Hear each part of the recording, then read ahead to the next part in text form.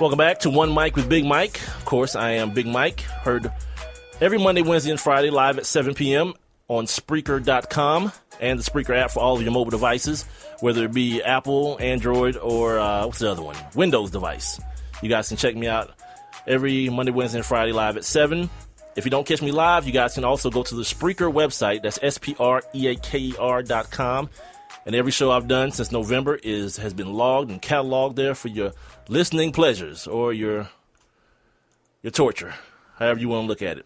Also, make sure you guys are following me online, Twitter and Instagram at the number 1 MICWITHBIGMIKE, and on Facebook.com/ONEMICWITHBIGMIKE. One Mic with Big Mike. Now, as promised, we're joined by a draft expert. His name is Alex Khvatov. He's from NFLDraftBlitz.com. Make sure you follow the site at NFLDraftBlitz on Twitter. Alex, how you doing, brother? I'm doing well. You know, the scouting combine is over, and now we're going to put the finishing touches on this boy.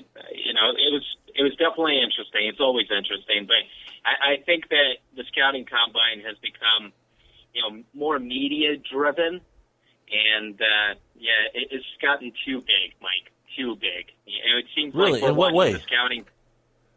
You know, we're watching the scouting combine. We pay attention to these numbers too much. You know, if a guy runs a slow 40, that's it. We get rid of him. We forget that he was a good football player in college for 2 or 3 years, that he has good tape. And obviously NFL teams and scouts, they know better than that, because the scouting combine for them is mainly interviews and medical checks and getting to meet some of these underclassmen for the first time. Because remember, over 100 underclassmen entered the draft. Right. So this was the first time that NFL teams could meet with them in private for 15 to 20 minutes and ask them the tough questions, find out the type of players that they are and whether they fit into their locker room. So how much weight do you, as a draft expert, put into the draft combine as far as your entire evaluation goes? Like, give me a percentage of weight that you put on the draft combine as it relates to what you do.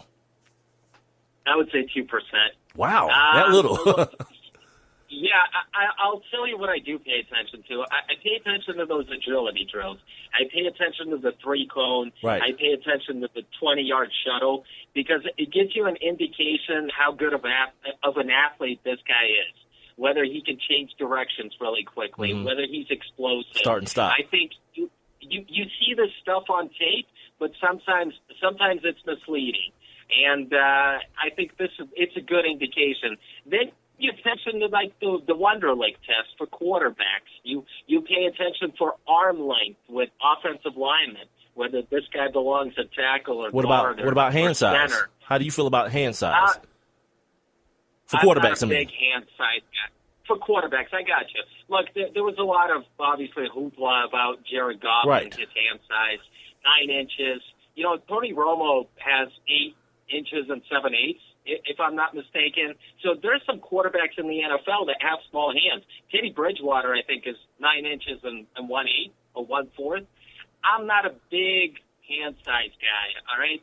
The most important thing to me is, can this guy grip the football, and does he fumble the ball? I think that's the question with Jared Goff. It's not the fact that he has 9-inch hands. It's the fact that he had 23 fumbles over his 3-year career at Cal. We heard the same thing about Marcus Mariota when he came out last year. He had 27 fumbles in 3 years. So that's a red flag to me. That's a lot of fumbles for a guy that played in a wide-open system, that made a lot of quick reads. That's a bit of a red flag for me. And it should be a red flag for NFL teams, but not hand size. Well, let's talk about that group real quick. Let's talk about that group in its entirety. Like, what did you feel? What did you get from the throwing exercise or the throwing drills on the field? I know a lot of people say it shouldn't matter who your receivers are. They like to see the guys throw, see their mechanics, their footwork. What did you get out of seeing guys like Goff, Wentz, Paxton, the top guys throw in the combine? Well, I thought Goff did a good job taking snaps from under center. I thought he had clean footwork, a quick release. Carson Wentz showed the big arm. He was able to complete some of those deep passes, something that he's not really good at the deep ball accuracy is something that he struggles with. But it's really ridiculous. How can you evaluate quarterbacks when there's no pass rush coming in your face? How can you evaluate quarterbacks when you're throwing to wide open wide receivers? There are no corners pressing them. There are no tight windows out there. So, to be honest with you, it is overrated, in my opinion. I mean, you could do well. Your footwork and your mechanics will look good because you don't have anyone around right. you. But I thought Christian Hackenberg and Connor Cook really struggled, and I think that's what you saw on tape. Cook is inconsistent with his accuracy. He's got the arm, he's got the athletic ability, but the ball placement and the accuracy is just so up and down. And Christian Hackenberg, the most overrated quarterback in this draft as far as I'm concerned, how can you talk about him as a third or even fourth-round quarterback? After watching him at the Combine, I mean, I don't want to spend a seventh-round pick on him. Wow. You can blame the Penn State system. You can blame that he didn't have the offensive linemen, the wide receivers, that they switched the offensive system during his sophomore season. But you can say that his best year was as a freshman when Bill O'Brien went to take coach. And he has taken a step back the last 2 years. This is not a quarterback that I would want under center because he doesn't make good decisions. He struggles with his accuracy. I'm not sure he can read the field. I don't know what's going on. He takes too many sacks. I think Christian Hackenberg is somebody that I wouldn't look at until day 3. He's a developmental type of guy. He's Alex Khvatov of NFLDraftBlitz.com. I highly suggest you guys go check out his website. It's very, very thorough. If you're one of those draft and combine nerds like I am, you'll enjoy it immensely. Also, follow him online. I even clicked a little star on your website there, Alex, so that every time you tweet something about an interview or about a new assessment of a player, it comes up on my phone as though someone's tweeting me so I can read it immediately. He's at NFL Draft Blitz on Twitter. One last thing about the quarterbacks, I wouldn't impress like with the athletic prowess of the entire group, but two guys in particular that I want to ask you about on two kind of different ends of the spectrum. Paxton Lynch was a guy who during the season seemed as though he was the surefire first quarterback off the board, and then a guy like Cardale Jones who pulled up lame in the 40, and from that a lot of people that I spoke to were like, well, maybe he should have left last year. But now he's putting himself in a position, or he's put in a position where his pro day is the day. Give me your assessment on the rise and fall first of Paxton Lynch, and I guess too the rise and fall of Cardale Jones. All right, let's talk about Paxton Lynch. I think he's still a top 15 quarterback. Mm-hmm. This is still when you look at the quarterbacks in the NFL, I would still say Paxton Lynch is probably better than half of those guys. I think he projects that way. He's got upside. He's got arm strength. He's got the size. Big. I think people question whether he's accurate enough, but he's really deceptive. He's really athletic, deceptively athletic, I would say. And I think he's got upside. He's still going to be a top 15 pick just because look at those teams that need quarterbacks, the 49ers, the Rams. If he's there at 15 and the Rams, even if they do sign Peyton Manning, and there are some whispers out there, I do think that they're going to spend it on a young quarterback because can you trust Peyton Manning? What is this, going to be a one-year deal? You need to have a quarterback of the future. So I think he's not going to get past the Rams at 15, and I think he'll still be in the conversation in the top 10. It's just right now people are focusing on Jared Goff and Carson Wentz is the big boy on campus, as they say. But Paxton Lynch is there. I mean, I think he's going to be the third quarterback taken, but he's not going to get out of the top 15. As far as Cardale Jones, look, this guy, we all remember what he did last year. Absolutely. Right? And a lot of people said, why don't you come out after those 3 games that you started in the playoffs? And you know what? He probably should have. He probably should have listened because when he went back, he won that quarterback competition. He struggled early, and then J.T. Barrett came in. So they benched him. He didn't start for most of the year. Now he's coming in. He measured in at like 253 pounds. I don't think this guy's in shape. And then he pulls up in the 40. The pro day is going to be really important for him. I know he's going to show his arm strength, but I want to see whether he's going to be accurate enough. It is a lot of pressure because, remember, 2 years ago, Teddy Bridgewater didn't work out at the Combine. He came back, performed at his pro day, had an above-average day. Right. And a lot of teams looked at him and said, I don't want this guy on my team. You know, he doesn't look like the guy that I saw on film. The Vikings got themselves a great quarterback at the end of the first round. I mean, this guy is going to be a Pro Bowler for years to come. But I think the same thing could happen for Cardale Jones, because if he struggles during his pro day, last year people were talking about first, second-round pick. This year we might be talking about Cardale Jones as an undrafted free agent. It's not out of the question if he struggles at his pro day. Now, the other group, the next group I want to talk about is the running back group. And my guy Charles Davis loves to talk about this quarterback renaissance that we're about to experience, this running back, renaissance that we're about to experience. I'm in the other party. I don't believe in this NFL. I don't believe in the first round running back. Now, the Todd Gurley thing, all right, I'll concede that. But the fact of the matter is, I can look at 5 other guys that weren't drafted that contributed mightily to their teams last year and last season. I don't think the running back position is necessarily a gauge to a team taking that next step to become a winner. Now, Ezekiel Elliott went to the Combine and did what he does, looked very, very good. Derrick Henry, huge, huge, fast, and explosive. But after those guys, what should I be looking at later on in the draft? I mean, I'm thinking Ezekiel Elliott might be that first round guy. Guys like Derrick Henry might be at the top, very, very top of the second round. But after that, what should teams looking for running backs be looking for? Or who should they be looking for? I'm sorry. I think there's a lot of depth. I mean, besides those two guys, Elliott, I agree with you. I think he's a top 15 pick just because of that explosive ability. He carried that Ohio State offense. He carried them 2 years ago during the championship run. He carried them last year as well. So that's a big thing. In terms of Derrick Henry, I'm kind of torn on him. I do think he belongs in the second round, but is he more talented than those other Alabama running backs that came out before? I don't think he's more talented than Eddie Lacy. I think he's closer to like T.J. Yeldon, Ingram. I mean, that's where he belongs. I know he is a big man. He runs fast. He never got caught at Alabama when he got into the open field. Right. So you saw that speed. And I think he's closer to like a Brandon Jacobs type. And the reason why I say that That's is the same thing I said. Exactly what I said. He's slow to the hole, Mike. He's slow to the hole. This is not a guy that's going to carry the ball 35, 40 times. It's not going to happen. He's more of a red zone back, more of a short yardage type of guy.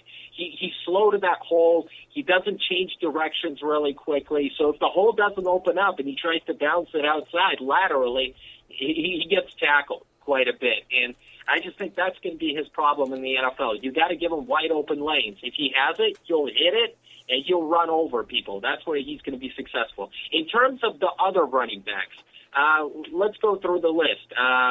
Devontae Booker from Utah. This guy always makes the first defender miss. You know, he's not the biggest guy out there. He's not the fastest guy out there, but he has that shiftiness. I would say, think of Tiki Barber. Okay. If you're a New York Giants fan, I would say this guy's got that ability because he's a great receiver coming out of the backfield. He can be a 3-down back. He can pass protect as well. Kenneth Dixon from Louisiana Tech. This guy has been the workhorse for that team for the last 3 years, it seems like. He performed really well at the Senior Bowl. He showed the ability to be a 3-down back. Alex Collins from Arkansas. His tape is better than what you saw at the Combine. You know, he's got lateral quickness. He can make people miss. He has good vision. He ran a 4.59. It's not going to impress a lot of people because I expected him to run in the high 4.4s, but there's still your pro day there. He can impress. And there's also a guy by the name of Paul Perkins from UCLA. Those guys are going to be taken somewhere in the 3rd, 4th round range. But Paul Perkins is an interesting guy out of UCLA, kind of a mid-round sleeper. But I agree with you. In today's NFL, it's a passing league. Yep. It's about quarterbacks. It's about wide receivers. So you can get a running back later on in the draft, and you can pick him up as an undrafted free agent because a lot of teams use 2-3 back system now. Absolutely. They don't have that guy that carries the ball 30, 35 times a game. So I agree with you. I think there are some special backs out there, like Todd Gurley. There will be a special back next year, Leonard Fournette, Absolutely. out of LSU. Absolutely. But you can find the running back somewhere in the middle rounds at the end, even as an undrafted free agent. These guys can come in and contribute. Yeah, because you don't want to get Melvin Gordon. He's Alex Khvatov of NFLDraftBlitz.com. Make sure you guys are following him on Twitter as well, at NFL Draft Blitz, talking all things NFL Combine as we lead up into pro days and then subsequently into this year's NFL Draft. I myself was very unimpressed with the tight end position. I don't even really want to talk about those guys. It seemed like a few years ago there was this nice run of these big athletic tight ends, and now I don't know. But the other position that was kind of underwhelming was the wide receiver position. Treadwell didn't run, but then guys like Braxton Miller ran 4.5. The kid from TCU did well, I think. And Will Fuller, Notre Dame, I think he put his name on some people's boards if he wasn't already there. What did you take from the wide receiver group in last weekend's combine? This was a really disappointing group. Yeah. I think we've been spoiled the last 2 years because the 2014 wide receiver class is probably going to go down as the best wide receiver class in history as we look back on it like 10 years from now. The Sammy Watson class? Guys like Odell Beckham, Sammy Watkins, Mike Evans, Allen Robinson, Jarvis Landry. I could go on and on. Yeah. There's like about 10 wide receivers that came out of that class that are contributing right now. Last year, we also had a pretty good class, which was headlined by Amari Cooper. Mm-hmm. He's going to be a great player for the Raiders for years to come. But let me put some numbers in perspective. Look, you have to be able to separate at the next level. And these guys ran 4.6, 4.7. We even saw some 4.8s. Right, for some guys. It's absolutely amazing. Only 2 guys were able to crack and run under 4.4. Only 6 wideouts ran under 4.45. I mean, it really is amazing because usually this is a fast group. Yeah. I was disappointed that Treadwell didn't run. It puts a lot of pressure on his pro day. He does look like a 4.6 guy, a possession receiver. You spend a top 15 pick on a possession receiver? I don't think you do. Would you be surprised if he ran slower? Because of the fact that he didn't run at the combine, would you be surprised if it's a situation where he knows he's slower than that and he needs some extra time to try to get it lower, that if he runs 4.7, upwards of the high 4.7s at his combine, at his pro day, will you be surprised? No, I wouldn't be surprised. Mm-hmm. But he is going to be in his setting. It's going to be at his school. He's going to wake up in his own bed in the morning. He's going to feel comfortable. This is his field. So he knows the atmosphere. At the combine, he could have easily ran a 4.7, easily, and that's why he didn't. I was surprised that Corey Coleman didn't run because this guy's a great athlete. I think he showed that in the other drills. This guy's legitimate at 4.3 wide receiver. He's a Deshaun Jackson type. This guy scores touchdowns. He's a deep threat. He also drops a lot of balls, but he's exciting. You know, he can change a game. Plays bigger than that, though, too, doesn't he? Plays a little bit bigger than Deshaun Jackson. He does. He's got a little bit more of a physical demeanor. I like the way he finishes at the catch point, but he's got to cut down on those drops. I think Michael Thomas from Ohio State, people see a lot of upside. This is Keyshawn Johnson's Keyshawn Johnson is his uncle. So obviously there's that NFL pedigree there. Michael Thomas, underwhelming during his career, I would say. You know, I expected him to dominate a little bit more as a junior. He didn't. You know, the one wide receiver that really disappointed me was Tyler Boyd from Pitt because I love his game. I like the way he runs his routes. He's quick in and out of his breaks. He's got terrific ball skills. This guy was a player. The fact that he ran a 4.59, I mean, that disappointed me. Usually don't pay attention to that, like I said, the 40 time, but I guess that's the type of speed. That's what you see on the field at times. He's not able to separate from those quicker backs. And you question whether he's going to be able to do that at the next level. So Tyler Boyd was the guy that I was disappointed in. Sterling Shepard from Oklahoma might be the best wide receiver in this draft, you know, because of the way he can run routes. He can separate. This guy's so quick, but he is a slot receiver. That's where he's projected to be. That's where he's going to play at the next level. But this guy's so crafty. He's a lot more athletic than people give him credit for. And I swear, all the games that I've seen, all the film that I have on him, I don't think this guy ever dropped the ball. So put Sterling Shepard in your top 3 wideouts in this draft. Okay. Even if he is a slot receiver, even if he's going to be drafted somewhere second, maybe early third round, this guy's got terrific hands, and he's a great route runner. He's going to contribute early because this guy's a gamer. He always shows up in every game, from what I've seen at Oklahoma. Now, last time I spoke to you, we went over your top 10. I saw that the same mock was still on the website. Before we get to that, though, I got to make sure I can't forget to mention this. Okay, so today, the Atlanta Falcons released longtime wide receiver Roddy White. Now, your last mock, you had Reggie Ragland, the kid out of Alabama, going 17 to Atlanta. Now, he showed up at the combine. I was pretty impressed. Big, looked good in the on-field drills as well. But the new news of Roddy White being released change anything for you as far as the Atlanta Falcons are concerned in the first round with pick number 17? I'm going to stick to it. I think the Falcons will go linebacker. I'm not sure Ragland, whether it's Ragland or something. Maybe it's an outside linebacker. Mm-hmm. I was looking at Ragland from this standpoint. He is a middle linebacker. He was a middle linebacker at Alabama, but he did try to play outside linebacker at the Senior Bowl. He showed up a bit heavy. I guess that's not his position, but I do think the Atlanta Falcons need help at the linebacker position. Whether it's Ragland or somebody else, an outside linebacker like Leonard Floyd from Georgia could be a fit there at 17. I don't think the Falcons will address the wide receiver position in the first round. I realize that they've drafted wide receivers in the first round, but I just think this is a bit of an underwhelming group. I don't think there's anybody out there at 17 that's going to be worth taking. Even if it's Corey Coleman, a guy who can stretch the field. Yeah. I don't think you go in that route. I think the Falcons will go wide receiver somewhere in the third, fourth round. There is some depth there, and they could address that position later on in the draft. I think they go defense in the first round. Linebacker, maybe D tackle, because this is a great group of D tackles. We can see as many as 11 or 12 guys go in the first 2 rounds. Alex Khvatov of NFLDraftBlitz.com joins me. Make sure you guys are following him on Twitter at NFL Draft Blitz. Speaking of those defensive linemen, you were right. We spoke last week, and you said this was going to be an impressive group, and they, in fact, were. Before we get into what impressed, I want to talk to you about 2 guys. Robert Nkemdiche, who he did what people expected him to do. You know, he showed up, was a freak athletically, but there are some concerns. And as far as him falling in the draft now, where you might see him ending up. And then Noah Spence, a guy who a lot of people are saying his interviews went kaput because he gave a couple of different stories as it pertained to his issue at Ohio State.